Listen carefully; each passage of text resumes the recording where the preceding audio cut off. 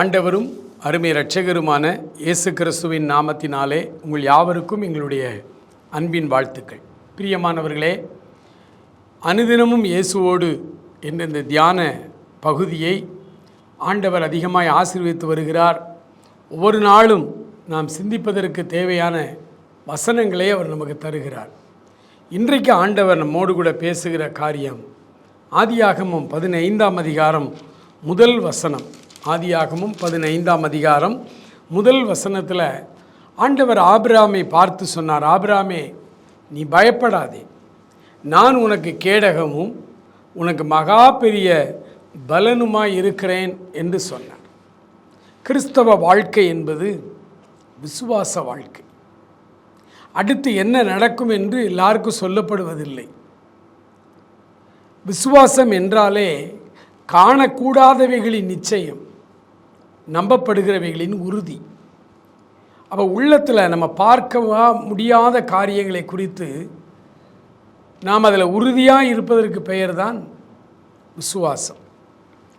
ஆக ஆண்டவர் ஒவ்வொரு மனிதனையும் விசுவாச வாழ்வுக்கு பழக்குவிக்கிறார்.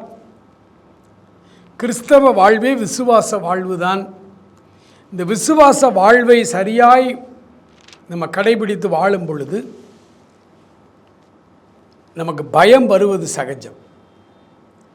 ஒரு ஊழியக்காரர் சொன்னார், வேதாகமத்தில் அவர் எண்ணி பார்த்தாராம், நான் எண்ணி பார்க்கல, பயப்படாதே பயப்படாதேன்னு 365 முறை இந்த வேதத்தில் வருகிறது என்று சொன்னார். இப்போ கிறிஸ்தவ வாழ்வு என்பது பல நேரங்களிலே அடுத்து என்ன நடக்கும், என்ன சம்பவிக்கும் என்று நமக்கு தெரியாது. அதை விசுவாசத்தோடு தான் நாம் அதை கடந்து வர வேண்டும். ஆகவே தான் ஆபிரகாம் சொல்லுகிறார், ஆண்டவரிடத்திலே வந்து தன்னுடைய பயங்களை வெளிப்படுத்துகிறார். ஆண்டவர் ஆபிரகாம் இடத்துல சொல்ல, நீ பயப்படாதே, நான் உனக்கு கேடகம் மகா பெரிய பலனுமாயிருக்கிறேன்.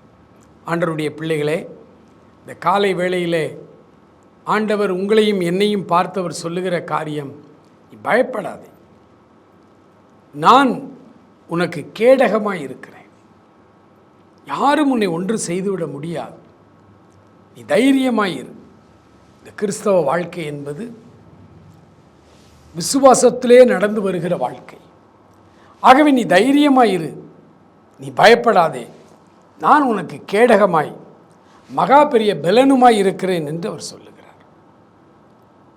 ஆண்டவரிடத்தில் நம்ம ஒப்பு கொடுப்போமா?